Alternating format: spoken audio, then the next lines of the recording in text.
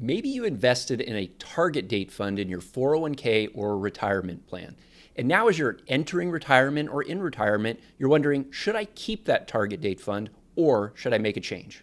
Today, we're going to discuss what you should know about target date funds so that you can make a confident decision. Hey there, it's Anthony and Alex from One Degree Advisors, and we help you gain confidence in your retirement. So Alex, many people invest in target date funds within a 401k or a retirement plan, especially at work.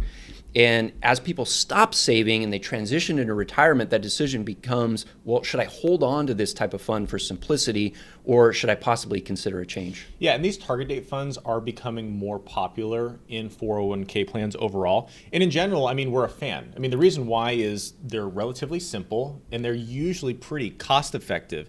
And the nice part is that these investments will get more conservative over time. So let's just think about an example, right? A target date fund of 2025.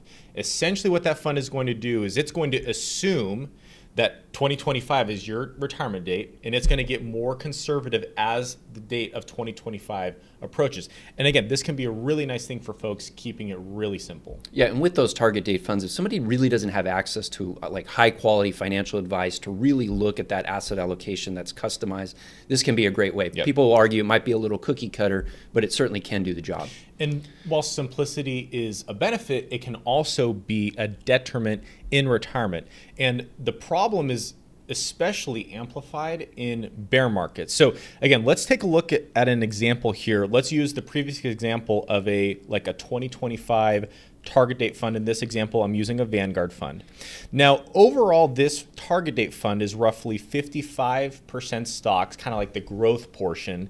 And then the other 45% is bonds and cash. Your more conservative portion. And that's as of February of 2023.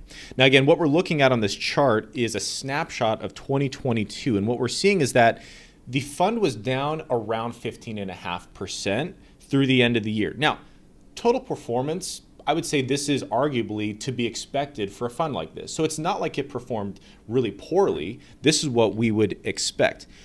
The problem is, especially for a retiree, how are you going to create income? Right? What do we know about investing? Right? It's that timeless adage. You want to buy low and sell high. Well, if I have all my investments in one fund, my stocks, which are my growth component, and my bonds and cash, which are my conservative component, and I need to go make cash, which means I need to sell some investments, I don't have a choice of what to sell. I can only sell one fund, and that fund, while it's down, that can be not such a good thing, especially when you're in retirement. Yeah, when everything's bundled up like that, you don't have a ton of flexibility, but there is a way to avoid that nasty situation. Let's talk about solutions. First being that you can create a custom plan. Yeah, and it doesn't have to be overly complex. And the example we're going to show folks is it's not going to be complex. The key here is that it has to be intentional. And again, like I mentioned earlier, the problem with single funds that wrap up stocks and bonds and everything in there is you don't have a lot of flexibility and choice. This is fine when you're working, but once you retire, it's especially important to give yourself flexibility and optionality. So instead, maybe we say, let's break out the stocks and the bonds. And we'll use the same type of thing. You could do 55% stocks and 45% bonds and cash. Real simple example, the green line folks are seeing there is just the ticker VT. It's kind of like the global stock market. And then the blue line is just short-term bonds as represented by the ticker VGSH.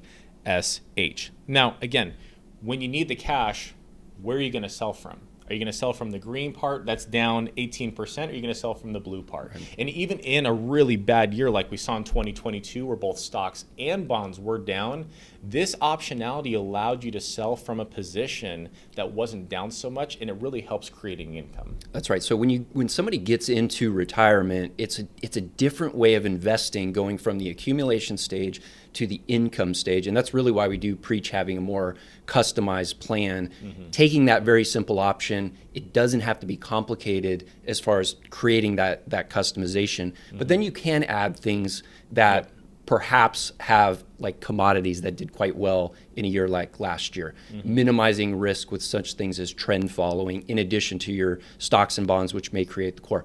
Now, we did post a video most recently on why it might make sense to roll over a 401k to an IRA. We'll go ahead and post that video so people can take a look at that as well.